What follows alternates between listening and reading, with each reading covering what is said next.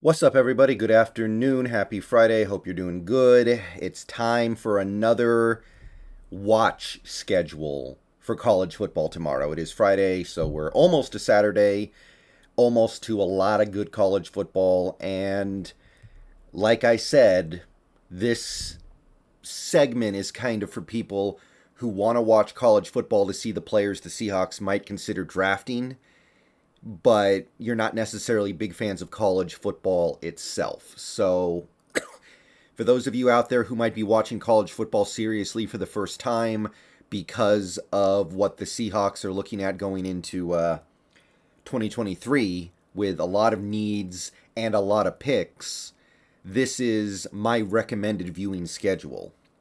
Now, if you have a college football team you root for, or you have some particular rivalry game or big game that you want to see, then that's obviously different. This is purely out of the interest of having a look at some of my favorite prospects going into this season. So week 2 now.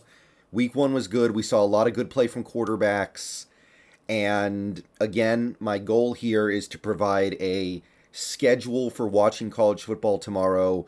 It doesn't require you to overextend yourself. It doesn't require you to do anything too crazy, but it allows you to consistently have intriguing games to watch throughout most of the day.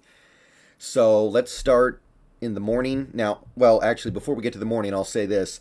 Not a lot going on prior to Saturday or post Saturday. Pretty much all the white meat is on Saturday, tomorrow.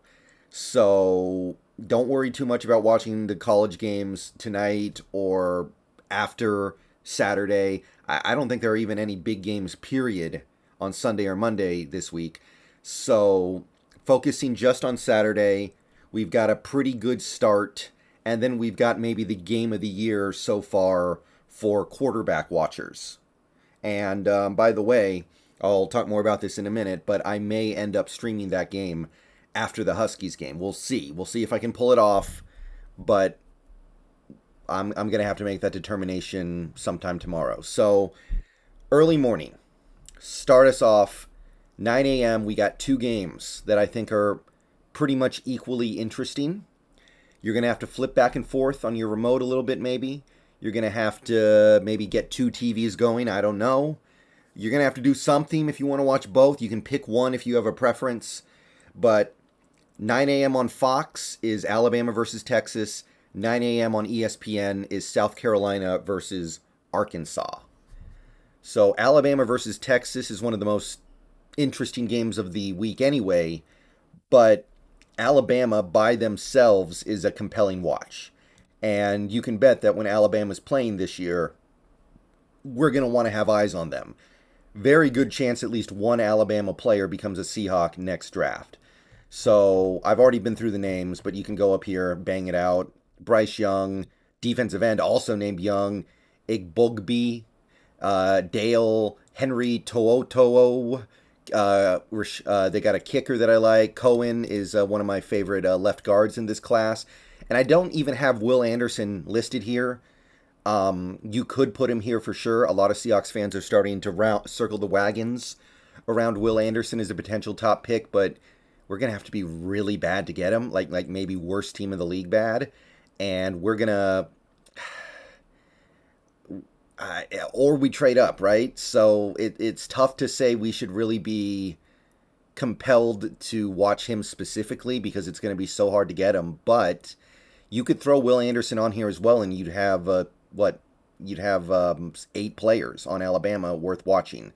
3 defensive linemen, a linebacker, a left guard, a quarterback, a pass rusher, stacked. And somebody on that team, very good chance they end up a Seahawks. So that game, just because of Alabama, I gave 5 points on my 1 to 5 point scale just from Bama. And then on ESPN, we have South Carolina versus Arkansas. And this is also a very interesting game for Seahawks fans. South Carolina has a quarterback that I'm not crazy about it. I admit it's a long shot. But in terms of his ability, there's something there that I like. It's Spencer Rattler. They also have a defensive tackle, Pickens, who I like. who struck me as a potential nose tackle in the NFL because he has the size. So those two guys by themselves are definitely worth something. But Arkansas has the big draw with KJ Jefferson, who had a good game last week, and now he's playing a slightly better opponent. Probably a game you expect Arkansas to handle regardless, but KJ Jefferson gets another challenge in front of him. If he can have another big game, he's going to stay right at the top of my QB rankings. They also have, I think it's Ricky Stromberg, a center. Not a super high profile center, but somebody who will probably get drafted, who caught my attention when I was doing some initial scouting. So you flick back and forth between those two games. You're going to see a lot of interesting stuff. You're going to see a bunch of different interesting quarterbacks. You're going to see some offensive line guys, a ton of defensive line guys.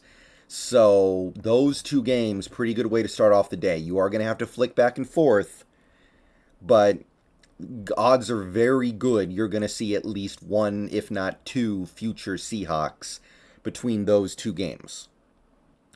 Then you get to 12:30, and I'm going to kind of be tapping out for this because the Huskies are on at 1. So I'm personally not going to be watching these games that much. But if you have no interest in things like that, you've got two games. One's on ABC, the other's on Fox. We got Tennessee versus Pittsburgh. And Pittsburgh is largely interesting because of their quarterback, Kedon Slovis, I believe is how you pronounce it. He played pretty well last week against West Virginia.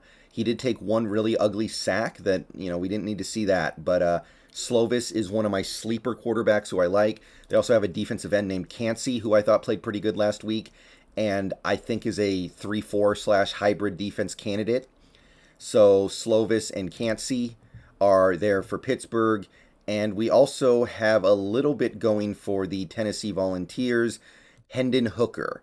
Now, I know he's old. I know that kind of puts you off of him, but I like him. And I've said this before, if you're going to commit to this idea of not having a quarterback for a long period of time, if you're going to accept the fact that you're getting a QB for maybe 4 or 5 years and then gone, Hendon Hooker, he might be the guy. I like his game. I just don't like how old he is. So Hendon Hooker for Tennessee is also worth keeping an eye on. And the game across from it is Washington State versus Wisconsin, only because of Cam Ward. But Cam Ward, I'm even though he didn't play great last week, I'm kind of moving him up a little bit because I like his arm so much.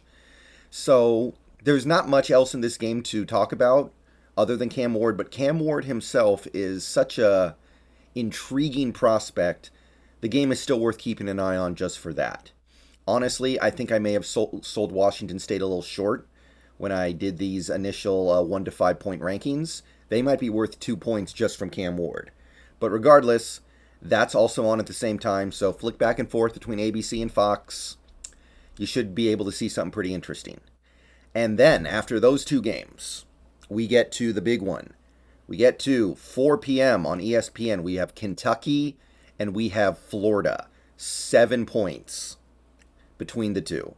A lot of great stuff going on here. Kentucky by itself is worth 5 points just because they have two of my favorite players in this draft. Quarterback Will Levis and defensive tackle, I think it's Justin Rogers, one of the biggest defensive linemen in this draft. Excuse me. And do not discount Florida because they have maybe the most interesting quarterback right now in Anthony Richardson. And they also have a big defensive tackle, Dexter, who I like. So a lot of stuff to watch that's very compelling in this game. Now, with the way Anthony Richardson played against Utah last week, I think Florida is now worth significantly more than 2 points on my little ranking scale here. They might even be worth 4. So that becomes about as compelling a game as you can get. Kentucky versus Florida, whoever has the ball, there's something interesting to watch. Both players have a guy who I really like at quarterback, and both teams have a guy who I really like on defense as well, actually. So whatever's going on, it's going to be notable. It's going to be worth watching. So 1 o'clock, the Huskies play, my time. 4 p.m., Huskies should be about wrapped up, and Kentucky versus Florida is about to kick off. I may just roll into another stream for Kentucky versus Florida. So keep an eye out for that, because there might not be a more important game in college football this year for Seahawks fans to keep an eye on. Possibly. I like all four of those guys. Those two quarterbacks in particular, number one and number two. And they're earning it. They are doing it all for their teams. Levis is getting killed behind that offensive line.